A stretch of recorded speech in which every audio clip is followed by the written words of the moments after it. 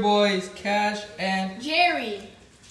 Today we're going to be showing you how to make this ginger tea. It's healthy, refreshing, and it tastes really good. So remember to leave a like button, hit that subscribe button, and turn on that notification bell. you need all your materials and ingredients. You need a cheesecloth, a mason jar with 1 cup of mineral or boiled water so you don't have germs or minimal amount of germs. You're gonna need like some type of measurement for 1 tablespoon, and you need 1 inch of ginger, a grater, a plate to put your ginger on, and sugar.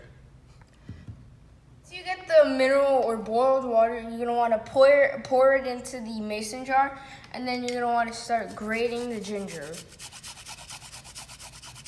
Okay, so grate the ginger until you have a rather small part. You don't want to grate your fingers, that'd be bad. Don't do that, okay? So, with the spoon or measurement spoon you have, for 1 tablespoon, get that much sugar, and pour that into the mason jar filled with water. Then with that same spoon, get your shaved, grated ginger, put it onto the spoon, and pour it into the mason jar filled with water. Once you have the ginger and sugar in the water, mix it well. Once you have mixed your ginger, sugar, and water, get your cheesecloth, tap it over, and then enclose it with a rubber band.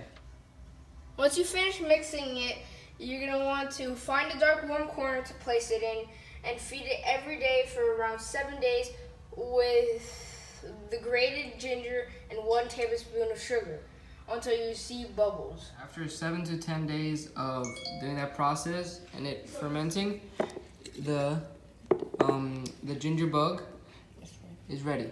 As you can see with the bubbles, it's bubbly, and the bacteria is present. Mix the strained ginger bug liquid into the cold ginger tea. We had bottled it. CO2 will form and bubble it up. On second day, open and air it out. Cap again for 2 to 3 more days.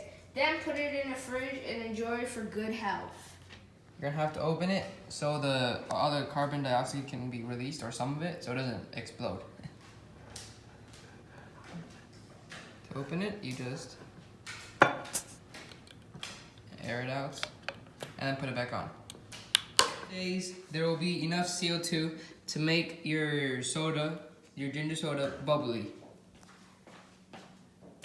Yes, sir. So now it's time to enjoy. If you want to see more cooking videos like this, just check them out in the link in the description down below, or check out our videos in the channel. So remember to leave a like and subscribe.